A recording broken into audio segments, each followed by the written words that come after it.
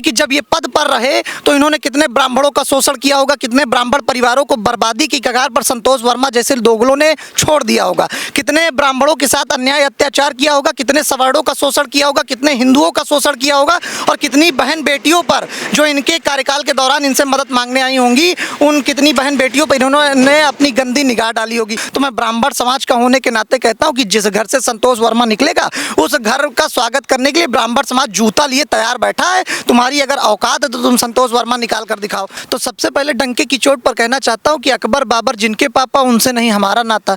लेकिन आप देख रहे हैं कि लगातार अकबर बाबर को बाप मानने वाले लोग हिंदुस्तान में हैं और बाबरी मस्जिद बनाने की बात कर रहे हैं।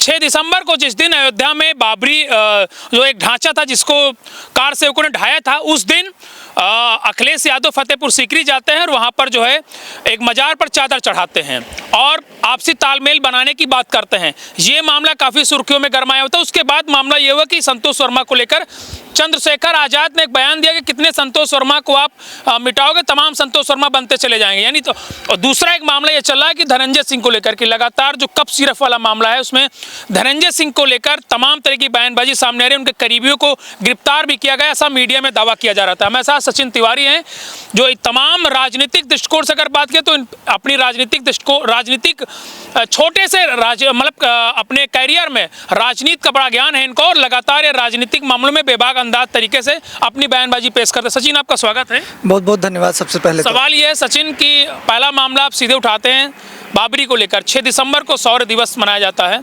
और आपका एक स्टेटमेंट भी सुन रहा था, उस दिन अखिलेश यादव फतेहपुर सीकरी में थे, क्या कहना चाहेंगे आप? देखिए, सबसे बड़ी बात तो ये है कि बड़े ही दुर्भाग्य के साथ कहना पड़ रहा है कि हमारे हिंदुस्तान में आज भी अकबर बाबर की नाजायज़ औलादें मार्केट में भटकती रहती जो अकबर बाबर को अपना बाप मानती। तो सबसे पहले डंके की चोट पर कहना चाहता हूं कि अकबर बाबर जिनके पापा उनसे नहीं हमारा नाता।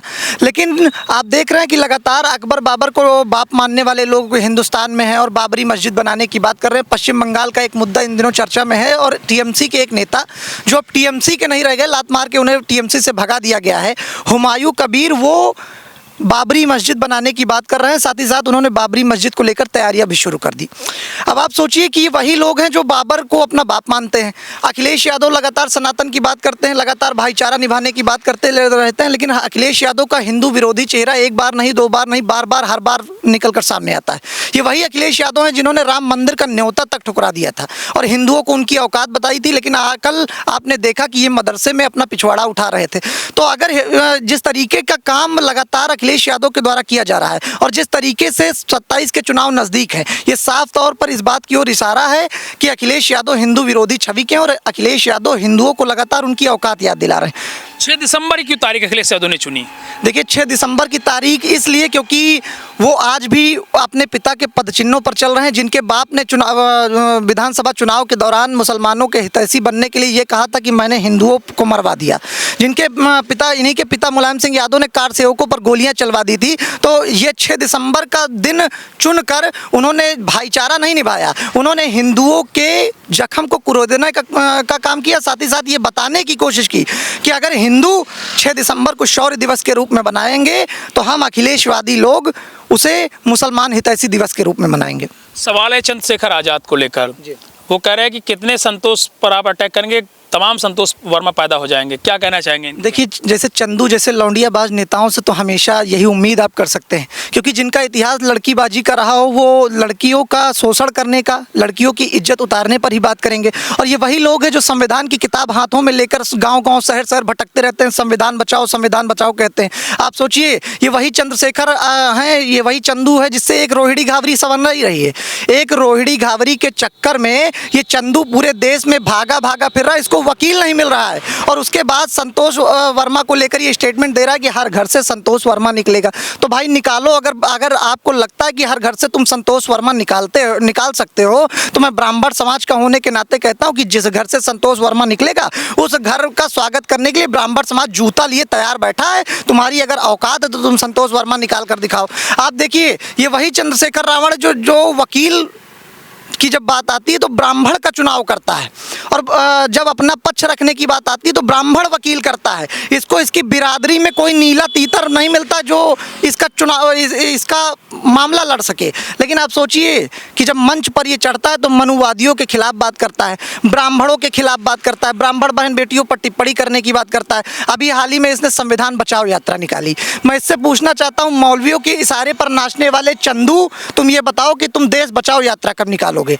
आतंकवाद मिटाओ यात्रा कब निकालोगे? जिहादी भगाओ यात्रा कब निकालोगे? अगर तुम्हारी औकात है तो निकाल कर दिखाओ, लेकिन नहीं निकालेंगे, क्योंकि ऐसे चंदुओं को लगातार मौलवियों के द्वारा फंडिंग की जा रही है।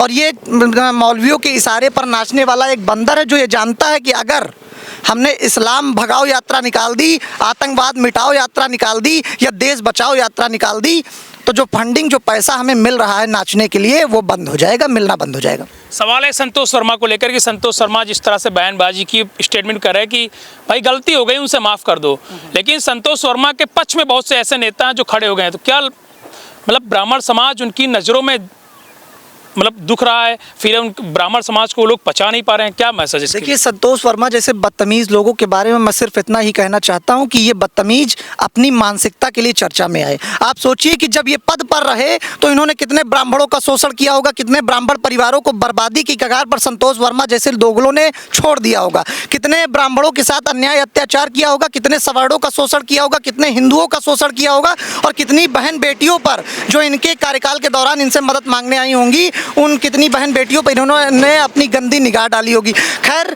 ये लगातार चर्चा में आते रहते हैं। गोलमाल को लेकर ये चर्चा में आए थे संतोष वर्मा, तो इन पर कड़ी कार्रवाई होनी चाहिए। लेकिन मोहन यादव ऐसा करते हुए दिखाई नहीं दे रहे हैं, क्योंकि मोहन यादव तो स्वयं ब्राह्मणों के सबसे बड़े विरोधी हैं।